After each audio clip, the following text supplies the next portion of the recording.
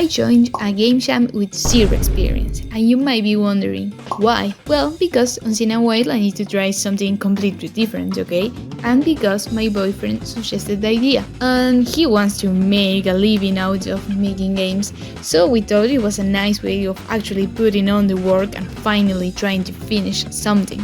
I actually don't want to make games for a living, but I think having knowledge of many things is nice. Plus, I can practice drawing what I hate the most.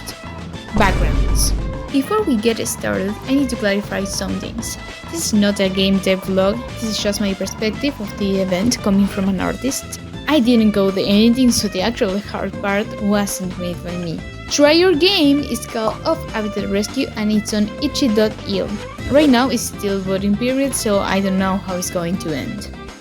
Alright, so I never made a game by myself. The only thing I ever did was a short visual novel for my boyfriend in Rembi. For those who don't know, Rembi is a program where you can make visual novels for free and it's actually very easy to use. Like, very easy. So my boyfriend was telling me about the issues we were facing with the code of our game. I was like, this can't be that hard.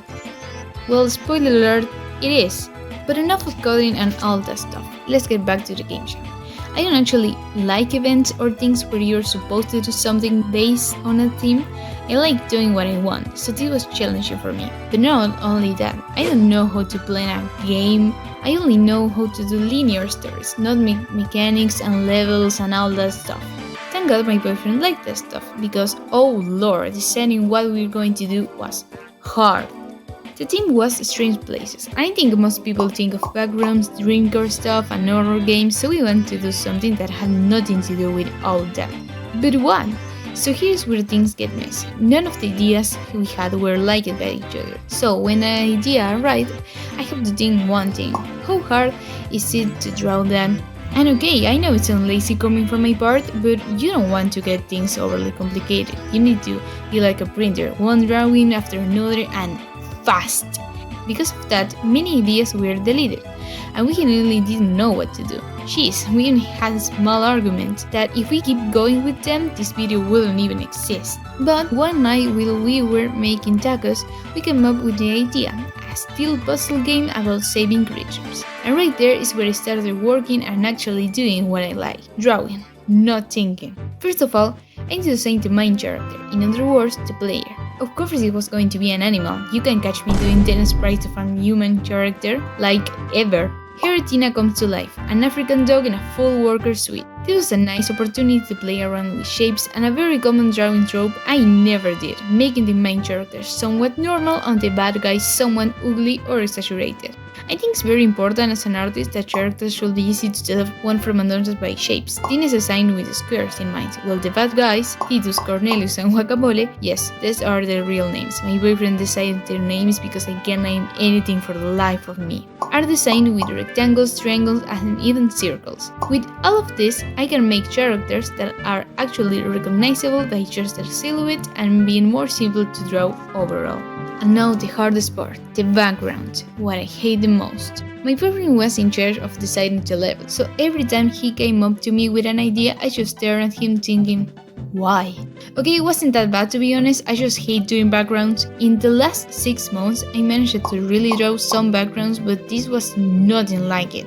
The style I chose for the characters had line art and consistent shapes, so everything behind them needed to be like that. For my surprise, it wasn't actually that hard. Why? Because the perspective of your game is pretty simple, so I didn't need to do mind exercise to get the perspective of any object. Maybe the hardest thing was trying to get the places to look strange enough, which I don't know if we actually did, but I'm happy with the result anyways. I never did such beautiful backgrounds before. But enough talk about drawing. How did the actual game jam feel? Well, stressful. Really fun, but stressful for me at least. Once you finish your game and upload it, it feels like a big relief, like a really big relief.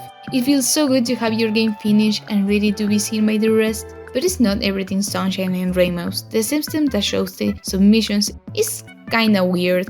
See, you have to rate other games to be able to be shown to others, but I have seen some cases that even though the people comment and rate other games, their games kept being hidden from the rest. For me, it's kinda sad that the project you put patient and hours into it has only one vote or barely anyone see it. I mean, Not everything is views and likes. These kind of events are for learning and mastering your skills, but it's still sad.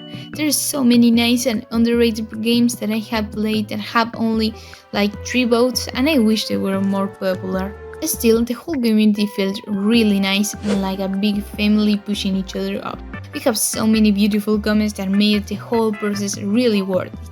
It's nice to know that being up until 4 a.m. was actually worth something and people like your game.